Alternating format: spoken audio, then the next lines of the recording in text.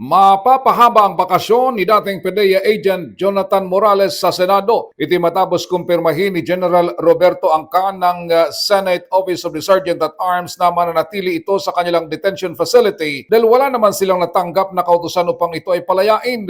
Ayon kay Senador Jinggoy Estrada na siyang nagpa-contempt kay Morales, hindi pa rin ito nagsabi ng totoo ng kanyang binisita sa kanyang kulungan sa Senado. Ang tanging kondisyon ni Estrada ay magsabi lang ng totoo si Morales ay papayag na itong makalaya na siya. Makalalaya lang si Morales kapag nakakuha temporary restraining order o TRO mula sa korte. Nauna nang nagpahayag ng interes si Senator Ronald Bato de la Rosa na siyang chairman ng Senate Committee on Public Order and Dangerous Drugs na palayain si Morales at dating NAPOLCOM employee na si Eric Picoy Santiago dahil magbabakasyon na sinidye ang Kongreso. Sina Morales at Santiago ay magkasunod na na-cite for contempt dahil sa kanilang pagsisinungaling sa PDEA leaks investigation.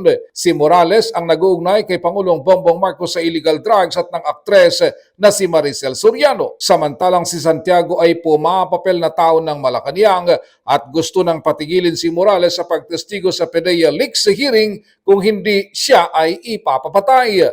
Ang PDEA leaks investigation ang isa sa pinaniniwalaang dahilan para palitan si Senador Juan Miguel Mig Zubiri bilang Senate President at ipinalit sa kanya si ngayon ay Senate President Francis Cheese Escudero. Para sa MBC TV Network News, ito si Raymond Dadpaas, sama-sama tayo Pilipino.